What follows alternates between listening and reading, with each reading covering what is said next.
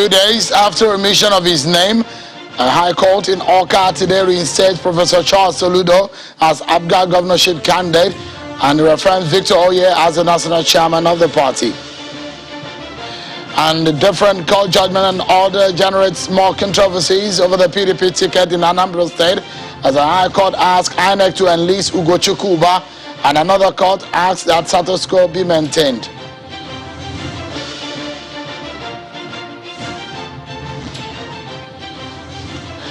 Hello, good evening, everyone, and welcome to Politics Today, live on Channels Television.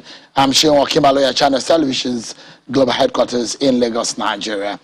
Tonight is all about Anambra governorship election and all the legal tussle and political intrigues. We'll bring it right here within this 1 hour or so that we'll be together. So stay with us, everyone, for the latest that is coming from the courtrooms and, of course, what politicians are doing just to ensure that their candidate's name stay on INEC's list. So before we get into our discussion for tonight, let's serve you with some of your political roundup stories.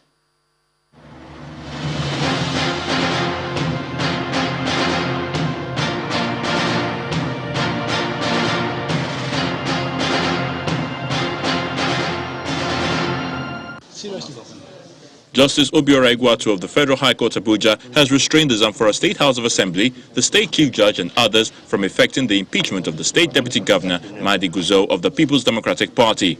Justice Igwatu gave the order while delivering a ruling in an ex-party motion brought by the People's Democratic Party through its lawyer, Ugu Onoja, a senior advocate of Nigeria.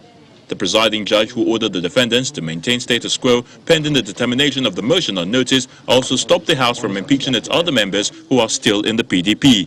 We were able to secure an interim injunction against the governor, the chief judge, and then the House of Assembly for impeaching the deputy governor of Zamfara State, pending the determination of the motion on notice, which is now fixed for Friday. Lawmakers in the minority caucus under the People's Democratic Party in the Imo State House of Assembly has cautioned the Speaker of the Imo State House of Assembly, Paul Emeziem, over what they described as unlawful and illegal suspension of 6 lawmakers in the House of Assembly. Addressing a press conference in Owerri, the Imo State capital, the minority leader of the Imo State House of Assembly, Anyadike Nwosu, says the suspension of the lawmakers by the Speaker is an absolute abuse of Section 39, subsection 40 of the 1999 Constitution as amended, which stated that an elected legislator cannot be sanctioned or removed from his seat with a wave of hand. Mr. Paul Emeziem does not have the right to remove elected member of the Assembly as that will be the detriment of the people that elected the honorable member. The Ebonyi State Governor David Umahi has called on members and leaders of the state chapter of the All Progressives Congress to unite and chart a common front in order to succeed in future elections. Governor Umahi made the statement as he addressed party faithful at the APC stakeholders meeting, which took place at the Ecumenical Center in Abakaliki on Monday. The meeting comes as the national body of the party fixed the sale of the nomination form for ward congresses for 1st to 7th July. Let me emphasize that we will never put a knife between the old PDP and the APC, former APC members. We will not put a knife, because if we do that, we will not go into election with that. The Chief of Staff to the President, Professor Ibrahim Gambari, is appealing to Nigerians to give maximum support to the President, especially during this trying period. Professor Gambari made the appeal during his first visit to his hometown, Ilorin. Muhammad Buhari, because his success is our success. And by the grace of God, and with all the programs and projects that he has embarked upon, in the economic spheres, in the political spheres, in the social sphere, will materialize for the betterment of our people, so that at the end of his tenure, Nigeria will be more united, more peaceful, and more prosperous.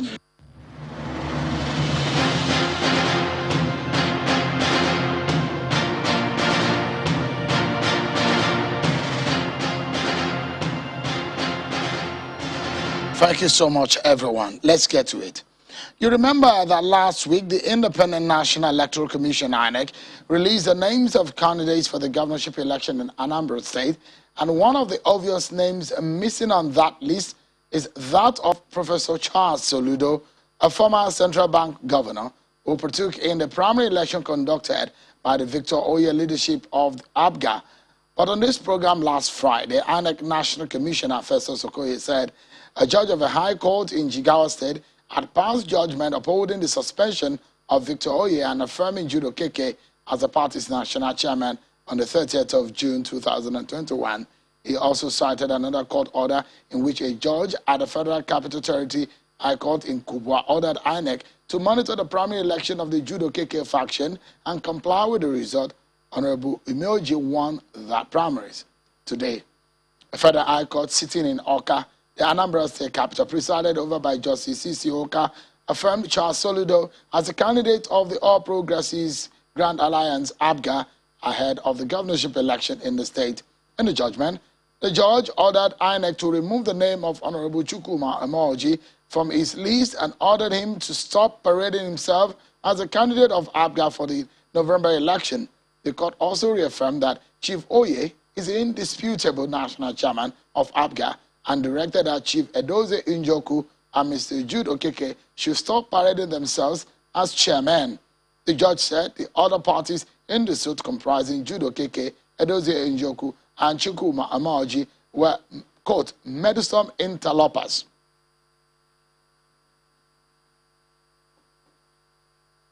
Not only we're going to give you details of what is happening in APGA, we're also going to give you much more what is happening in PDP, and we have Senator Ugochukwu Uba. But first, let's begin the conversation from APGA. Tonight, we have Professor Charles Soludo in Abuja. He joins us to shed more light and give his reaction to the judgment from Awka today. Thank you so much, Prof, for joining us tonight. And let me start by asking you, it was some scare for you, isn't it, Prof, that your name was omitted. How did that come to you? And today's judgment, what kind of feeling do you have about it? Thank you very much, Shehu. Thank you for having me. Thank you, those of you in channels. Continue to be the leading light. Let me first wish Nigerians a happy Salah holiday commencing tomorrow, and to our Muslim brothers a happy Salah holiday celebrations. Let me start by saying, well, this is the season, and the state is Anambra. Every 4 years we go through this macabre dance, as it were. Courts of all sorts in the 36 states of the country, spewing out orders from everywhere, which is part of the conundrum of our system, that any court from anywhere could just give an order for what is going on. So when it came last week, a little bit surprising, not terribly so. I've been through this road before. When I ran in 2010, we had about 13 court cases in 3 months. And thanks goodness, the Nigerian judiciary stood firm and came through in the end that ultimately, it might seem like a madhouse, but ultimately the judiciary comes through. So when it came, a little surprising in the sense that surprising that INEC could take that seemingly surprising decision.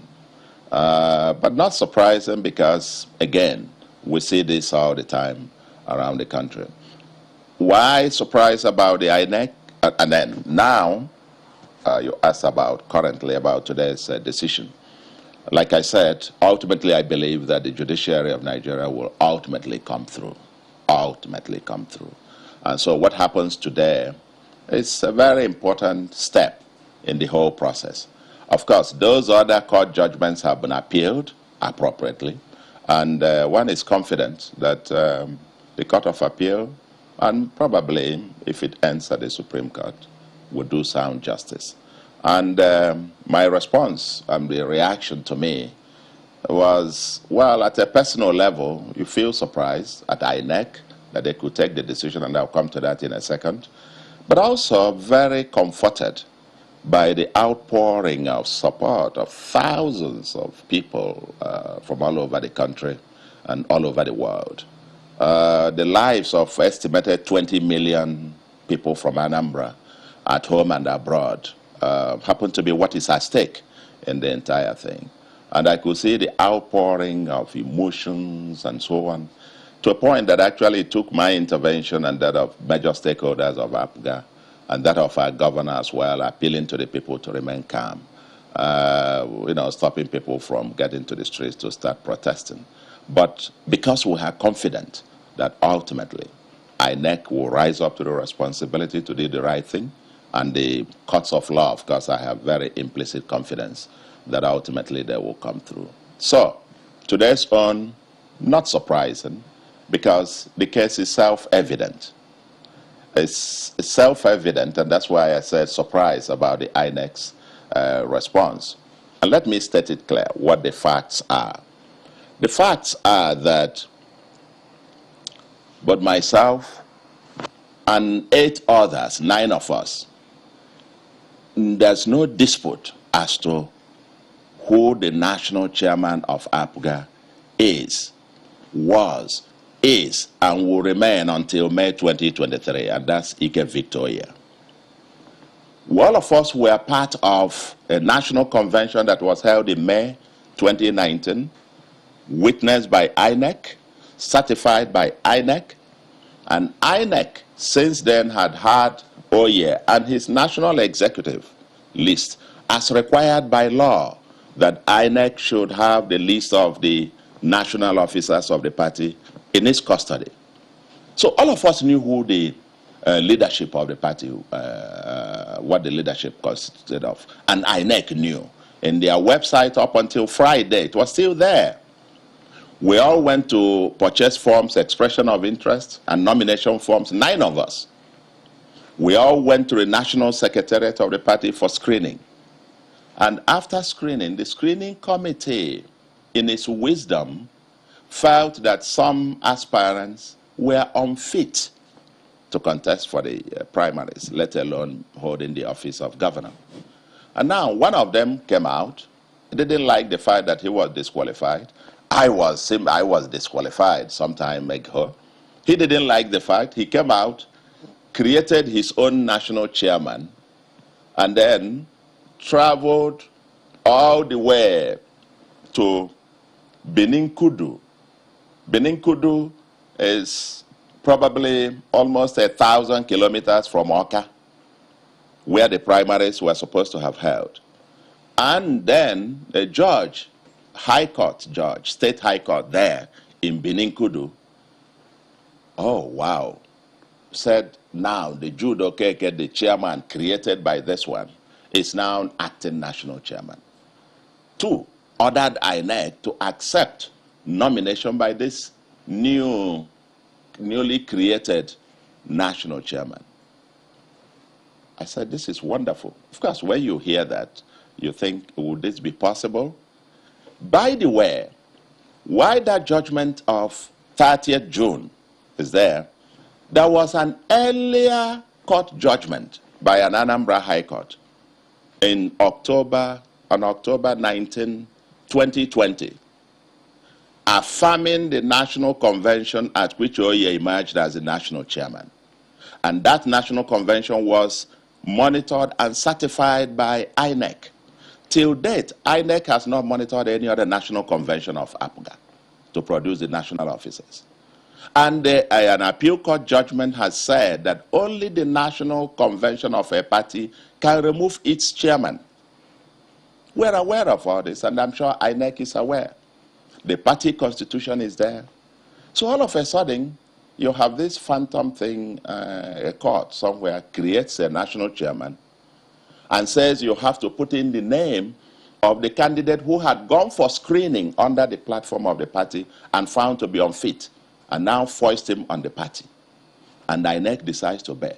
But there are, besides the High Court of Oka of 19th October 2020, that says it's Oye, till today, no court judgment, no national convention, neither has voided Oye's or that court decision and the convention. So it still remains a subsisting court order, valid, at least as explained to me by the learned counsels. All right. Second, but can I just get you three other platforms? When my name was, INEC gave my name, gave the code to the national chairman on the 30th of June. to upload my nomination, which everybody watched on national television, the primaries that produced me with 94% of the votes. And on the 2nd, when they opened their portal, my nomination was uploaded with an acknowledgement printed out. Hard copies delivered to INEC, and INEC signed the acknowledgement received. By Section 31, subsection 3 of the Electoral Act, it mandates the commission, says the commission shall, within 7 days of receipt of the nomination, publish the particulars of the candidate at the constituency in which is supposed to do the election. Shall do so within 7 days. That means my name ought to have been published on or before the 9th of this month. INEC surprisingly neglected to do so, or failed to do so. Then on the 15th day of this month, the commission then met to decide and said they now want to accept a new nomination from this chairman created at Benin Kudu, so to speak.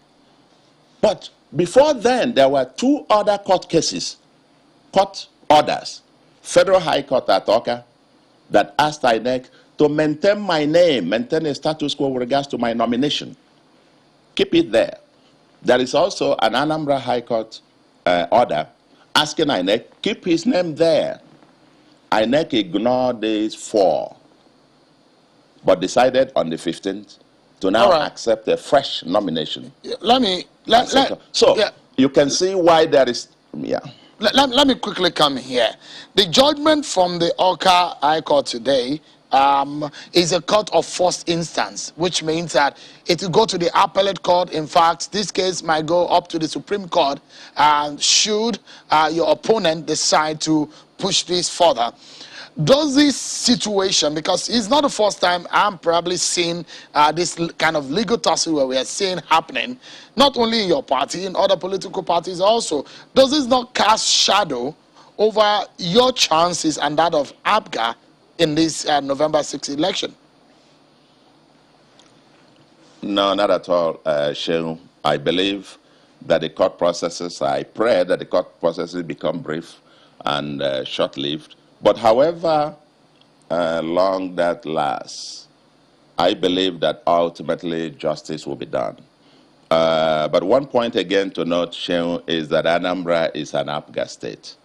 The vast majority of the people, I would even put it, 70–80% of the people have settled for APGA for this election. So, from what happened last week, the reaction on ground is what will tell you that the people themselves felt extremely very angry, very agitated, but we calm them down to say, never mind. And in fact, the more they drag out this, the more even the sympathy is, ratcheting up by the day in terms of followership. Those who were sitting on the fence and those in other parties as well who were saying, wow, how come that this guy is the person? And you may also have heard last week to tell you the desperation. Of course, the reasons are not too far-fetched. There are all kinds of conspiracy theories. There was all this stuff about some group, some person going to a magistrate court to get start criminal proceedings, all intended to harass Soludo, harass him, and probably if he could break his will and all of that and so on and so forth, for a house that I have been renting for my family since 2006 in the UK. And all of a sudden somebody comes up and says, every election cycle somebody will come up, and this one is that, oh, he didn't put it in asset declaration. How can you put in asset declaration an asset that doesn't belong to me? But that's all part of the whole grand plan, either to destabilize. If I may, yeah. If I may again this issue primarily started targeting the leadership of the party, the contestation between Mr. Victor Oye, Mr. Ugochukwu, Mr. Judo Keke, and it trickled onto the candidacy of APGA in this election. But a big question mark is on the leadership of the political leadership of APGA, being the only, Anambra State being the only APGA state in Nigeria, and Governor Willie Obiano being the political leader of the party. So the question a lot of political analysts are bringing to the fore is your friend that it should have taken some political decision in stemming the tide and not allowing it to degenerate this, to this point. Do you agree with those who blame him in part for this crisis that had lingered to this point? Sure, I think there are quite a lot of suppositions, a lot of premises there. Absolutely no. When you have some of these things being stirred from outside, how could you ever anticipate that somebody goes for a screening, is disqualified, found to be unfit?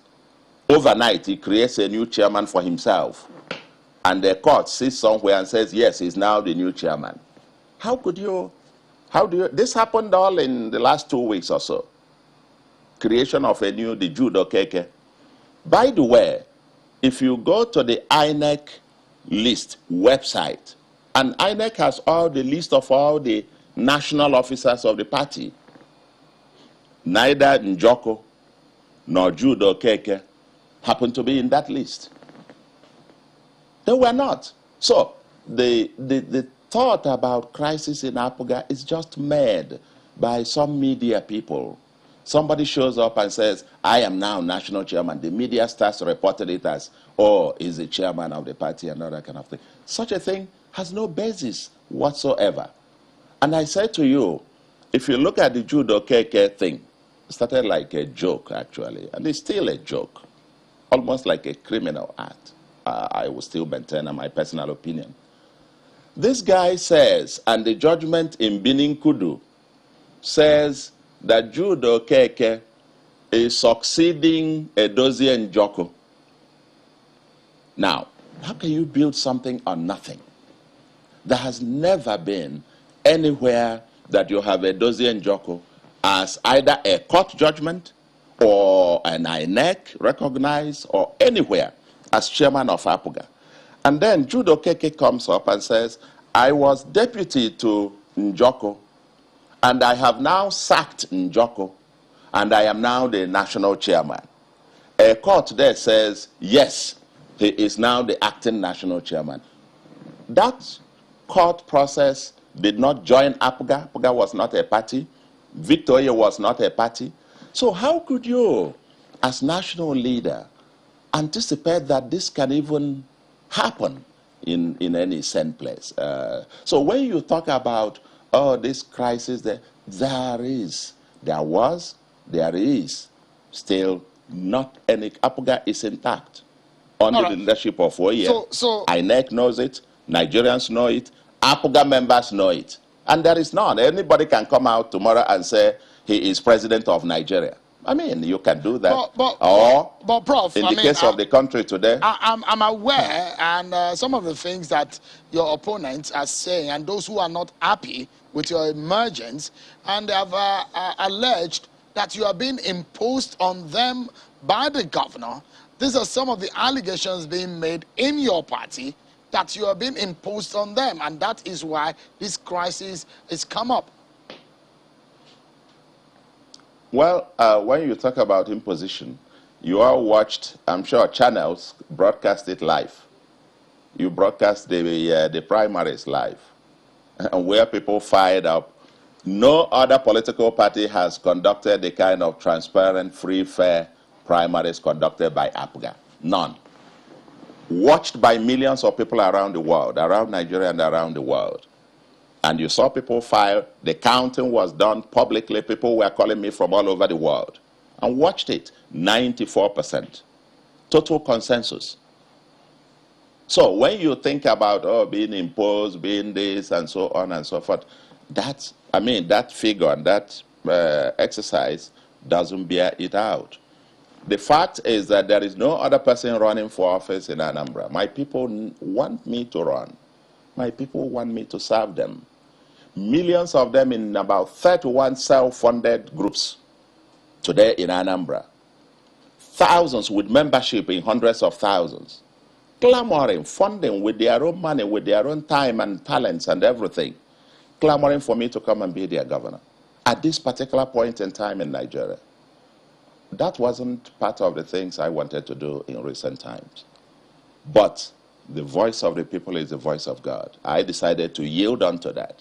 And I think the governor as well is convinced that I gave him my pedigree, my experiences, my exposure, my network, and so on. And given Nigeria's peculiar situation in the transition to a post-oil world, and given the fact of what he has been able to accomplish, that I am in the best position to consolidate on those gains and continue to move our state forward. It is his coming to terms with these facts and the facts of what the ordinary men and women of Anambra State feel on ground that makes them demand for this. The form that I bought, the form was actually paid for by the ordinary men and women. There were more than 10 groups that contributed money. One paid the 22 million outright. Others paid 10 million, 2 million, 5 million, 10 million, 2 million. Several, I can't even count them. Various groups. So this is a people's movement. All right. So, it is Professor, a people's movement so for the time for the day. Yeah, so we can wrap up on this conversation. It is not a secret any longer that you're a favorite of the governor in this contest in your party. And a favorite of the Anambra people too. Well, that will be tested at the polls. But the big question here, Prof, is that, for those who say that Governor Obiano is now your political godfather, for you, is this a must that you must be a governor? Should this court case not go in your favor, what would you do? Well, I think you've summarized it before. I think I'd answered that question before by telling you that this journey is a people's movement. It's primarily demand-driven. My offering myself is in response to the demand of the people for me to serve them. The people of Anambra, in their hundreds of thousands and millions, demand for this. You needed to have seen the reaction over the last few days when there was this fiasco to really get a feel of what I'm saying. I don't think the governor, Anambra as a state, abhors the idea of a godfather. And that is part of the challenges you have in several of the other parties, where they have to have this whole concept of a godfather. In APGA, it is a mass movement. It is a people's movement. It is a people's party. And we're responding, the governor, in his own wisdom, two factors, in his own wisdom as to who he thinks, giving everything, profiling everybody, and thinking who he might suggest to be, and then responding also to the demands of the people themselves. So it is both. And for me, it's never politics. Service is not a life and death thing. I am offering myself to serve in gratitude to God for his bountiful blessings upon my life. Listen, Shehu, God has blessed me immensely. I accomplished all that there is to accomplish professionally in my life in my 30s. And so now it's time to give back. I've served the world, I've served the nation, and a grateful nation honored me with the third highest honor. I'm now going back for community service to serve my own people at the state, at their own behest and their own demand. And that is what it is. If this is in the hand of God, Shehu, and God ultimately will decide that. And I believe that the courts of Nigeria, I have faith in the courts, they're going to do the needful, they're going to do the right thing. And ultimately, whatever God decides, I say, I submit to the supreme will of the Almighty God. Professor Charles Soludo, former CBN governor and a governorship hopeful ahead of the November 6th governorship election in Anambra State. Thank you so much indeed for your time, and I wish you the very best in the coming days. You will need it a lot. Thank you. Thank you very much. We'll take a break now, and when we return, we'll switch to the PDP and the legal controversies in that party. Senator Ugochukwu Uba will join us after now. Join us again, everyone. Welcome back, everyone. Let's move away from APGA to PDP sister in Anambra State. An Anambra State High Court sitting in Awka today ordered the Independent National Electoral Commission, INEC, to list Senator Ugochukwu Uba as an Anambra governorship candidate of the People's Democratic Party, PDP. The court presided by Justice Obiora Nwabunke in a matter brought before him by Senator Uba against Mr. Valentine Ozigbo, an Anambra chapter of the PDP, and the INEC said Uba's faction of the party held their primary election in line with the guideline of the party and should be listed as the governorship candidate. The party also awarded a cost of 10 million naira against Ozigbo and PDP to be paid to Uba as cost of litigation. And Justice Ngajiwa of the Federal High Court, Awka Judicial Division, has granted an order of court stating that status quo should be maintained pending the hearing and determination of the originating summons. The matter was adjourned to the 21st of September 2021 for hearing of all pending applications. Court cases here and there, making a lot of things very uncertain and very confusing, especially for the PDP. Now, let's get to understand what exactly is happening based on the judgment that is in favor of Senator Ugochukwu Uba. Don't forget, there is a statement from the court saying that the pending case should be heard at a certain date, and of course that the status quo should maintain. What does this mean? I have joining me from our Abuja studio, Senator Ugochukwu Uba. Thank you so much, distinguished, for joining us tonight. And perhaps what a day and what a time in the politics of Anambra State, of which you are not alien to. And issue of legal tussle as being the order of day in Anambra politics. But this one is slightly confusing. There is a judgment today that is asking INEC to list you as the candidate of the party. How does this come to you, first and foremost? Well, I'm relieved because I think what the court did today was the right thing to do, given the history of the crisis in the party, which started as far back as 2017. This started after the Congress of 2017. And what happened was that Congress, the ward executives were elected, the local government executives were elected, and when it came to the state executive, there was no election. And therefore, the party decided to set up a caretaker committee at the state level. Now, the caretaker committee that was set up started functioning.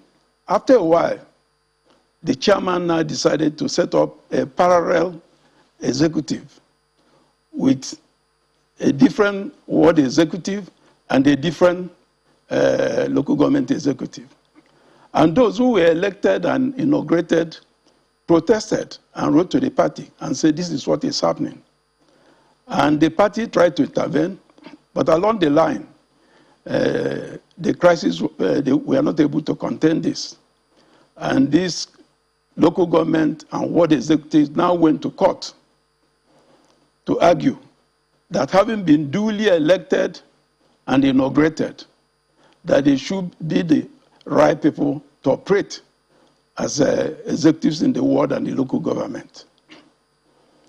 Now, having gone to court, this case now went on up till June of 2021, when a judgment was given saying that they are the right executive, those that were elected in 2017, the ward executive and the local government are the right people, and that any election that will take place or primary, this should be the right people to use, and they should constitute the delegates of the party to any election. That was the court decision and judgment of the court. And that was the background to the crisis. And during the time of primary, it became obvious that there is an attempt to sideline the judgment of the court. Even beyond this, some party members went to court to assuage the court, to give them a stay pending the conclusion of the primary. But the court refused and did not do that. Insisted that they must use the correct list. And it's on this basis that some members of the party who decided to go along. More importantly also, along the line, INEC had to write to the party on the 22nd of June, asking them to obey the judgment of the court. And that's what the directive of INEC, advising the party to obey the directives of the court.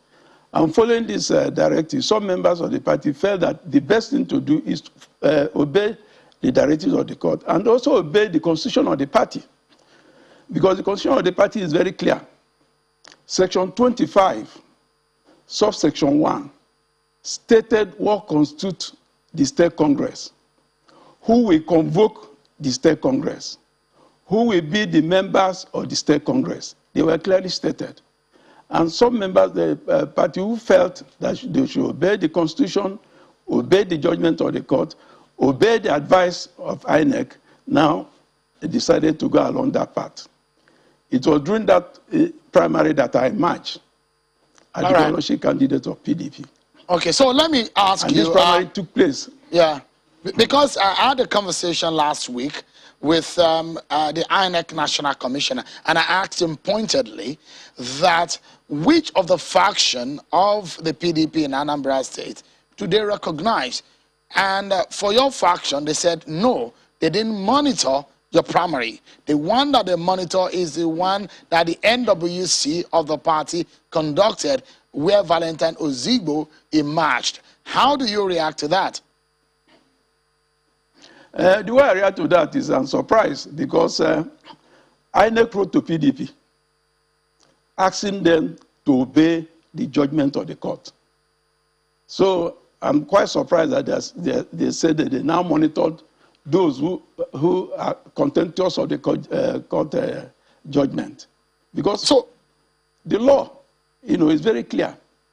The constitution of the party is very clear.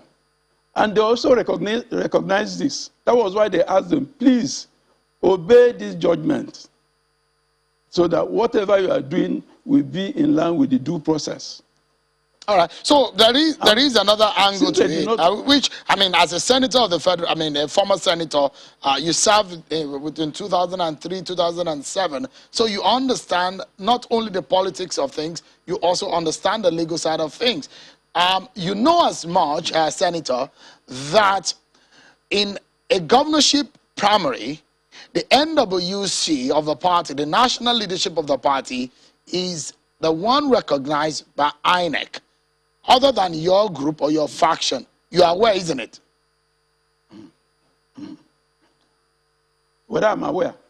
Yes, okay. So if you are aware of that, why did you go ahead? Because the question will then be, it looks like you are distrusting your party to judiciously carry out its affairs when they saw that there were litigations here and there. And the reason your party gave on this program is that when they saw all of these crises, they had to come up with a special delegate so as to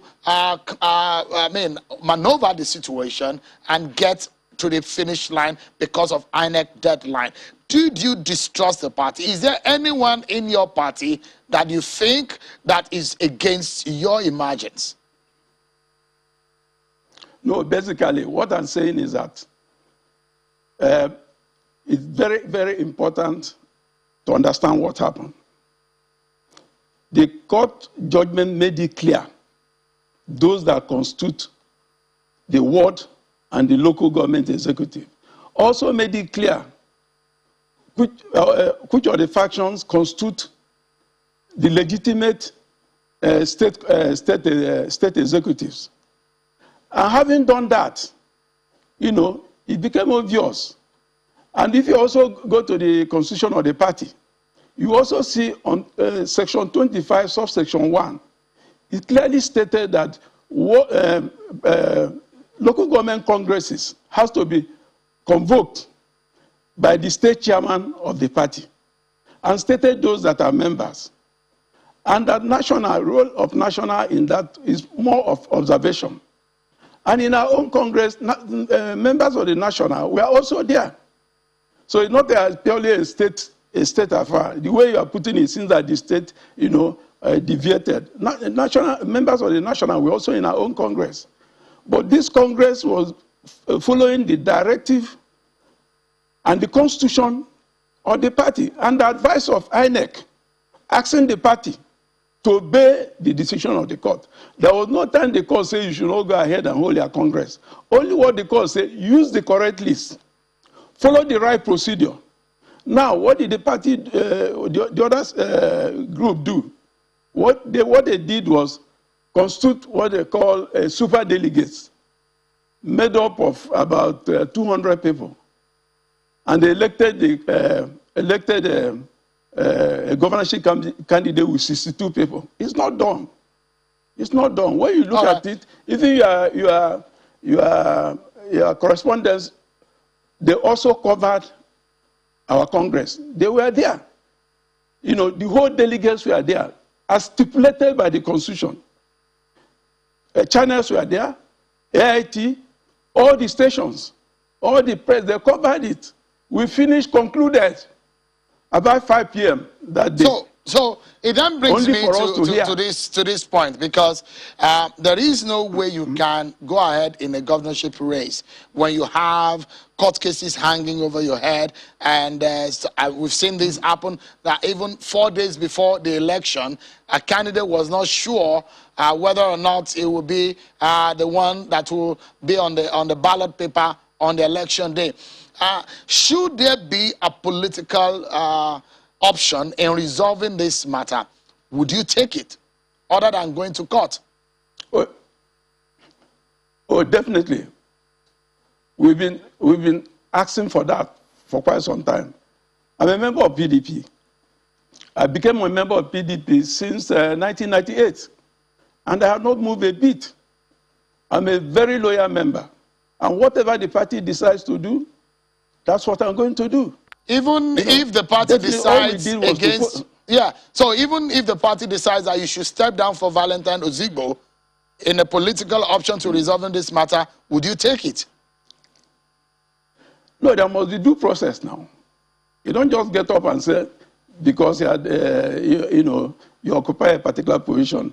Before you do that, there must be need to interrogate every aspect of the crisis. It's only when that is done, then one can comfortably, say, well, this has been properly resolved. I'm comfortable. I'm ready to work wherever the party wants me to do. But you can't just get up and say, Mr. A, step down, Mr. B, you are the candidate.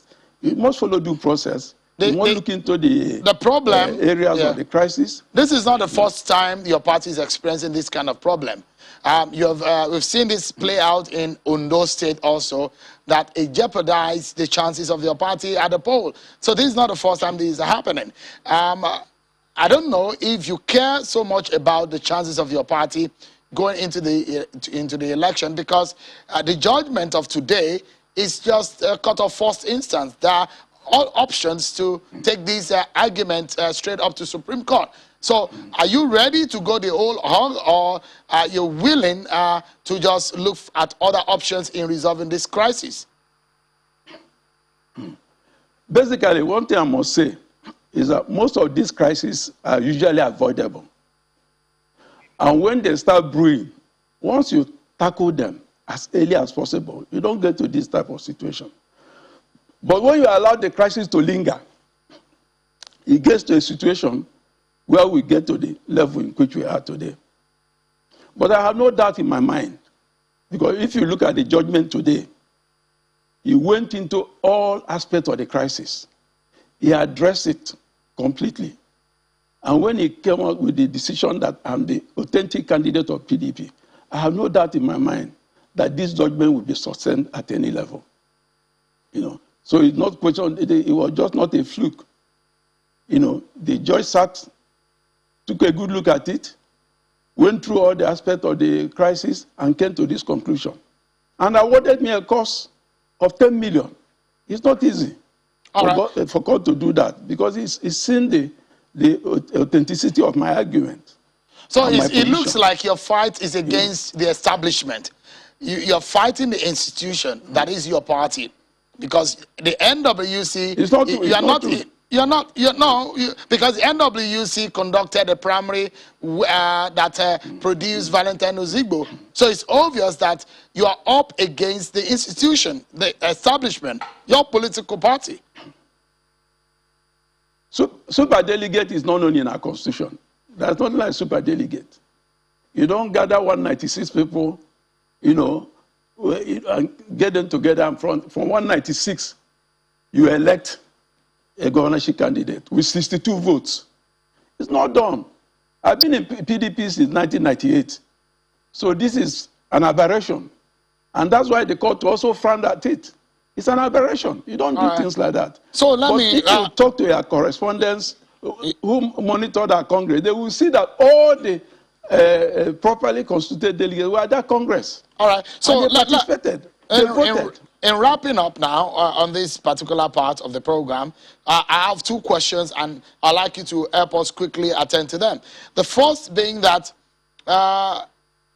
with what we are seeing right now in your party PDP, it might cast shadow on the chances of PDP. We've seen this happen before. Are you worried about that? Are you concerned genuinely about the chances of your party? Well, basically, Anambra is a PDP state. When you get to Anambra, you find that out of the 3 senators, 2 are from PDP. When you get to the National Assembly, the same thing. So there is no doubt that my people are basically PDP. My state is basically a PDP state. And at any time we resolve it, PDP will carry the day. This is an assurance I'm giving you. On a final note, there's no doubt in my mind that PDP will carry it. I think wanting to be governor is in the veins and the blood of the Ubas. Yourself and your younger brother, Senator Andy Uba, you want to be governor. What is it about the Ubas and wanting to be governor of Anambra State? Is it something that you have a pact with Anambra people, or what exactly is happening? Just on the latter note to finish up. Shehu, is there anything wrong in having an ambition? Or members of the family having an ambition? It's for the people to decide. And like I said in some other forum, this is not the first time siblings are vying for office. It happened several times in Nigeria. Father and son even vied for office in the 60s. There's nothing wrong about that. It's for the people to decide, the electorate to decide. Who do you think is more popular, yourself or your brother, in this race? The Anambarians will decide. I mean, you're a politician, and I put it to you, I'm asking you, do you think you're better in this politics than your brother, Andy? Well, if you look at my background, right? Basically, I'm an academician. I started in university. From that, I came in and served Anambra in various capacities, 2 times as Director General, 2 times as Commissioner in Anambra. I also served as a Senator in Anambra. I was also the Secretary of the Asset Sharing Committee between Enugu and Anambra. Senator Ugochukwu, are you saying that are you saying you're better than Senator Andy? That's just what I want to ask. I mean, people are watching from Anambra State. So I'm asking, between you and your brother, who do you think is better, fitter for the job? No, I'm giving you my background. Your background is out there. We can Google it. But tell us what we don't know, Senator. Between you and Senator Andy, who do you think is fitter? You, Yourself or Senator Andy? Anambra people will decide. Thank you so much, Senator Ugochukwu Uba. Because all I did is to tell you my background, to see that I'm not going to learn on the job. Okay. This is something I've been doing. Thank you so much, Senator Ugochukwu Uba. I will wish you the very best also, because you also need it. Thank you so much, Senator Ugochukwu Uba, for joining us tonight on the program. Well, that's our show for today, everyone. Many thanks for watching. I'm Sean Kimale. Bye-bye.